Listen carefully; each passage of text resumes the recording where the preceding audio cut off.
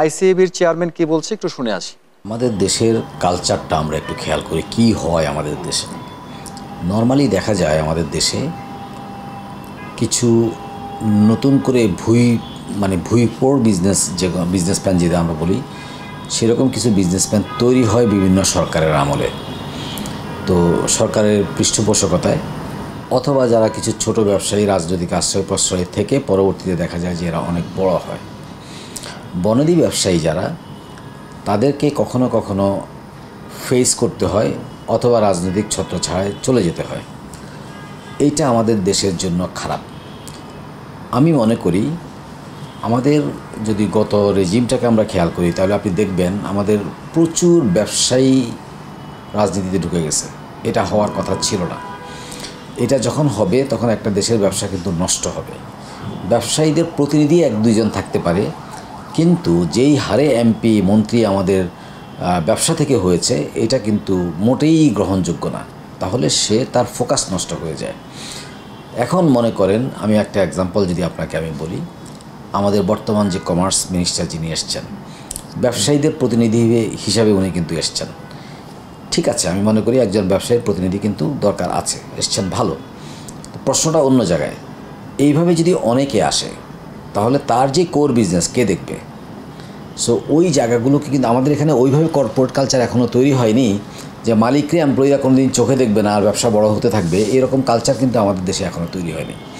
তাহলে প্রথম কথা হলো যে আমাদেরকে এই পরিবর্তনটা আনতে হবে, অবশ্যই আনতে হবে, যাতে করে ব্যবসার প্রতিনিধি এক দুজন থাকবেন, ঠিক আছে, কিন্তু গণহারে ব্যবসায়ীরা যাতে এমপি মন্ত্রী না হন। বা ওইটা কেন হবে না? আপনি কি মানা করতে পারবেন কাউকে? না, এটা তার কনস্টিটিউশনাল রাইট।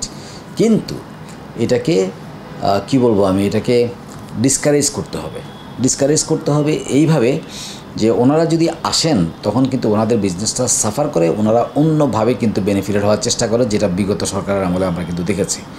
এটা একটা জিনিস। তাহলে এই পরিবর্তনটা আমাদের খুব দরকার, কথাটা আমি 3বার বললাম।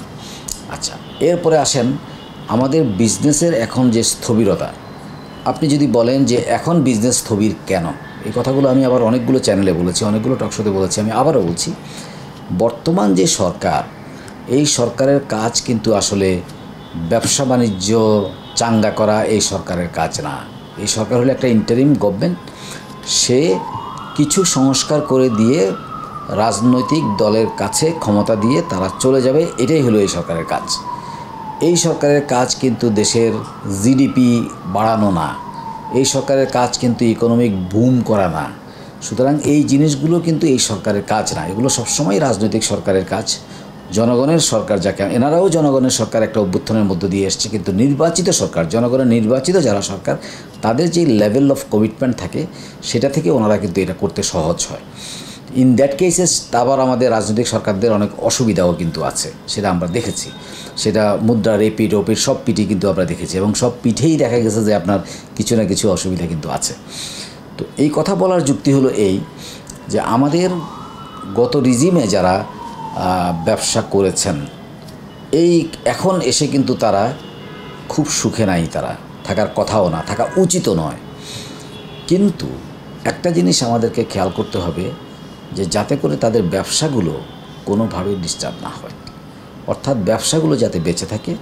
আমি এই কথাটা অনেকবার রিপিট করি, এই জন্যই করি কারণ এই ব্যবসার সাথে আমার ইকোনমি জড়িত, এই ব্যবসার সাথে আমার এমপ্লয়মেন্ট জড়িত। সুতরাং এইখানে যদি অস্থিরতা তৈরি হয় তাহলে দেশ কিন্তু অস্থির হয়ে যাবে। তো এই রকম ক্ষেত্রে আমাদেরকে দেখতে হবে আমরা ব্যবসাটাকে সিকিউর করব, কিন্তু ব্যবসায়ীদের যারা অন্যায় করেছে আমরা তাদেরকে শাস্তি দিব, এটা হলো ব্যবসার কাজ। দ্বিতীয় হলো, তার মানে কি আমরা কোনো ব্যবসা এখন করব না, কোনো ফাইন্যান্স আমরা করব না? না, ব্যাপারটা তা না। কিন্তু বুঝে শুনে, খুব ধীর গতিতে দেখে শুনে আমাদেরকে কিন্তু ব্যবসা করতে হবে। যেমন আজকে সকালেই আমি পত্রিকায় দেখছিলাম যে ইম্পোর্ট ডিউটি কমানোর পরেও সেই লেভেলে ইম্পোর্ট হচ্ছে না। তার মানেটা কি? তার মানেটা হলো যেই লোকগুলো এতদিন পর্যন্ত বিভিন্নভাবে ফ্যাসিলিটেড ছিল, তারা কিন্তু সে কি হয়ে গিয়েছে, নতুন করে যারা ইম্পোর্ট করবে, যে ব্যবসায়ীরা গজাবে বা নতুন করে যে বিজনেসম্যান তৈরি হবে, তারা কিন্তু এখনও হয়নি। সরকার পরিবর্তনের সাথে কিন্তু নতুন কিন্তু ব্যবসায়ী তৈরি হয়, সেটা কিন্তু এখনও হয়নি, যার কারণে ওই ইম্পোর্টটা কিন্তু হচ্ছে না। তো এই জিনিসগুলোকে কিন্তু আমাদের অ্যাড্রেস করতে হবে। তাহলে এখানে সরকার কি করবে? সরকার কি করতে পারে? তাহলে এখন দেখতে হবে আগে কারা ইম্পোর্ট করতো। ইম্পোর্ট ডিউটি কমানোর পরেও ইম্পোর্ট হচ্ছে না, তাহলে সরকারকে দেখতে হবে আগে কারা ইম্পোর্ট করতো তাদেরকেই সরকার ফ্যাসিলিটেট করতে হবে, কারণ নতুন করে তো এখনও কেউ তৈরি হয়নি। তাহলে তাদের কাছেই যেতে হবে, তাদেরকেই করতে হবে, কিন্তু তাদের ওই ব্যবসা যদি দোষী হয়ে থাকে সেটার জন্য শাস্তিও দিতে হবে। তাহলে এইভাবে যদি কাজ না করি আমরা, তাহলে কিন্তু আলটিমেটলি দ্রব্যমূল্য কিন্তু নিয়ন্ত্রণ আসবে না। সরকার কিন্তু শুল্ক কমাচ্ছে, কিন্তু দ্রব্যমূল্য নিয়ন্ত্রণ হচ্ছে না। কেন হচ্ছে না? কারণ যেই লেভেলে আমি আজকের পত্রিকার খবরেই আমি দেখলাম।